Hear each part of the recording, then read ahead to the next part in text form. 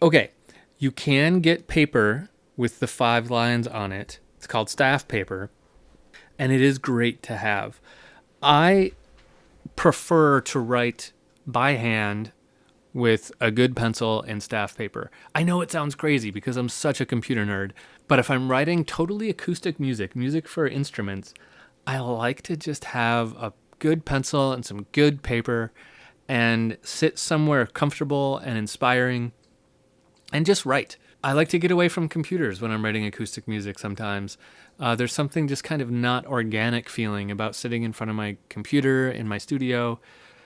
Sometimes you just want to climb a tree and write music. So I suggest getting some good staff paper. If you're going to be taking composition seriously, whether you decide to write using staff paper all the time, or you're just going to use it to, scribble out a melody here and there. Maybe you're on the bus on your way home from work or something like that, and you just want to write something down that's floating through your head. Get some staff paper. You'll like it. Now, I suggest getting good staff paper. I'm on Amazon here. I just search for staff paper. The brand that I like the most is Archives. That's this stuff.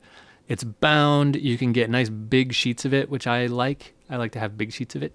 You can get it bound on the top or the side. There's different kinds. Let's see. Here, this is the actual one that I get, I think. Let's look at it. No, that's too small. This is the actual one I get. Yeah, 12 by 16, 18 staves per page. So if you open it up, it looks like that. So the staff lines are really small, but you just got to draw a little dot on them. It's not real hard. So I have trunks full of these things with pieces I've written in them. So what I do, and we'll talk more about this soon when we start getting into the process, but what I do is for a lot of acoustic music, I write it out on paper like this, just with pencil, and then I meticulously copy it into one of these notation programs. And that's kind of my step of a second draft, kind of, is putting it into the notation program so that other people can read it. That way I don't have to worry about my handwriting, right? Like I wouldn't give a handwritten score to anyone to play. But that's just kind of part of my process. I write it by hand most of the time, not always. Like film scores and stuff like that, I don't do by hand because you got to be working with the film files and things like that, TV stuff. Although lately you kind of can get away with it the way TV stuff works, but that's a whole other separate story. And get a good pencil. Go to an art store. Go to an art store and find a good pencil that fits really well in your hand. I used to work as the assistant when I was in grad school for a famous composer, and he wrote always by hand.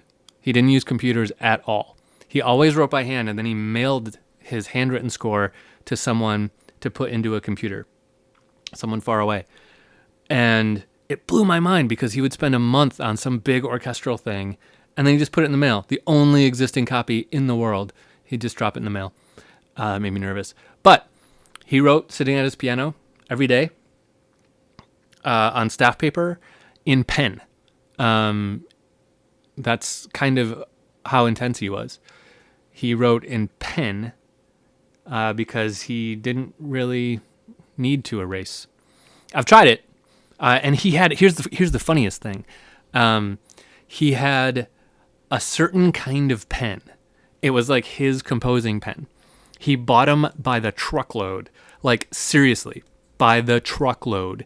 He had a room in his basement that was just boxes of these pens. Because he'd go through like one a day.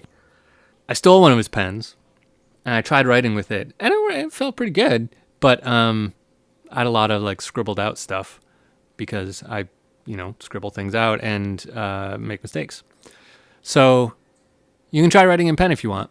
I get why he did it. Like your hand kind of flows faster and it feels natural. But I like pencil. I like a good mechanical pencil for me. Anyway, enough. My students always make fun of me for like going on and on and on about the qualities of staff paper. Okay, I'm going to shut up and stop talking about the beautifulness of good staff paper. Now let's move on and talk a little bit about the process of where you are while you're writing. I've talked a little bit about that, but let's talk a little bit more about that next.